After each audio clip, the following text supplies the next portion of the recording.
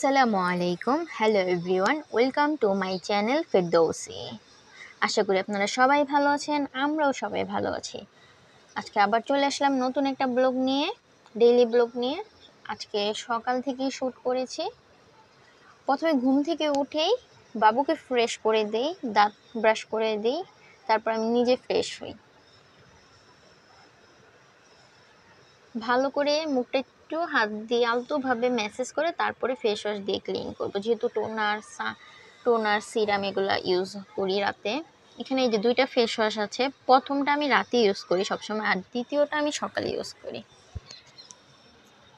সকালে আমি অন্য আরেকটা ইউজ করতাম, এই ফেস ওয়াশটা গিফট পেয়েছি, বাবু ফুপ্পি দিয়েছে বাহির থেকে। তারপরে একটা ভালো মানের সানস্ক্রিন ব্যবহার নিব। এটা আমাদের সবারই ত্বকের জন্য খুব উপকার।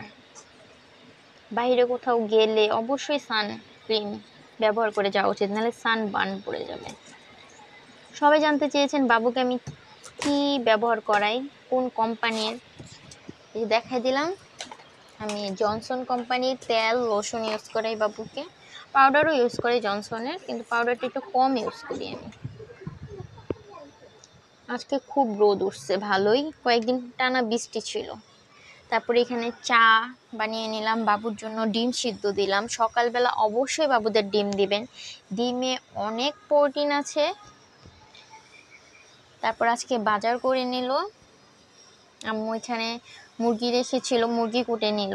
আমাদের বাসাতেই আসছিল এক লোক মুরগি নিয়ে, ওনার কাছ থেকে রাখছে, মুরগি কুটে নিছে। তারপরে আমি তো তখন চা খেয়ে ফেলছি, আম্মু মুরগি কুটে তারপরে এই যে চা খেতে বসলো। আমি সমোসা নিয়ে এসেছিলাম বাহির থেকে। তারপরে এই যে আজকে আপনাদের সাথে বট রান্নাটা শেয়ার করি। ওই দিন বট রান্না করেছিলাম। প্রথমে তো বট কোটা বাটা এগুলা ক্লিন করে, এগুলো সব একজনকে দিয়ে করাই, এই যে হলুদ দিয়ে হালকা সিদ্ধ করে পাঠায়। তারপরে আমি ভালো করে ক্লিন করে গরম মশলা দিয়ে দিলাম। এখানে তেজপাতা, দারচিনি, লং, এলাচ, তারপরে দিয়ে দিচ্ছি হলুদ গুঁড়ো, মরিচের গুঁড়ো, পরিমাণ মতো ধনে গুঁড়ো, আদা রসুন বাটা, তারপরে লবণ। এই বট এখন আমি পানি দিয়ে সিদ্ধ করব, কিন্তু বটে কোনো প্রকার তেল ইউজ করব না, কারণ বটের থেকেই একটা তেল ছাড়বে। আবার এখন এটা সিদ্ধ করব, কালকে পরে তেলে দিয়ে এটা ভাজা ভাজা করে নিই। সিদ্ধ করতে হবে কমসে কম মিনিমাম হলেও 3 ঘন্টা। ভালো করে সিদ্ধ হতে 3 থেকে 4 ঘন্টা তো লাগে। আমি 3 ঘন্টা সিদ্ধ করে নিয়েছি, তারপরের দিন আমি বাগার দিয়েছি। বটটা অনেক অনেক মজা হয়েছিল আর কি, বলার মতোটা। আমি জীবনে প্রথম বট রান্না করছি ওই দিন, আগে কখনো আমি বট রান্না করিনি। নিজের বট নিজে রান্না করা বট নিজে খেয়েই অবাক হয়ে গেছে, এত মজা হয়েছে। আমার মতো আপনারা একবার রান্না করে আমাকে অবশ্যই জানাবেন কেমন হয়েছে। আমি শিওর আপনারা কেউই বলবেন না যে খারাপ হয়েছে। এটা পরের দিন শ্যুট।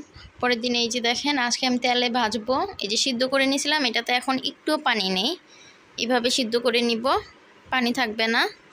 এখন আমি একটা ফ্রাই প্যানে তেল দিয়ে দিয়েছি, তেলে গরম হয়ে আসলে পরিমাণ মতো পেঁয়াজ কুচি দিয়ে দিয়েছি। পেঁয়াজটা হালকা উনে আসলে ওটার মধ্যে বট দিয়ে দিয়েছি। এই যে সব বটগুলো আমি দিয়ে দিয়েছি ঢেলে। এখন আপনারা যে যার মতো তেলে ভেজে খেয়ে নেবেন, যে যেরকম ভাজা পছন্দ করেন সেরকমই। প্লিজ সবাই একটা লাইক দিবেন, ভালো লাগলে সাবস্ক্রাইব করবেন, পাশে থাকবেন। আজকে এই পর্যন্তই, আল্লাহ হাফেজ।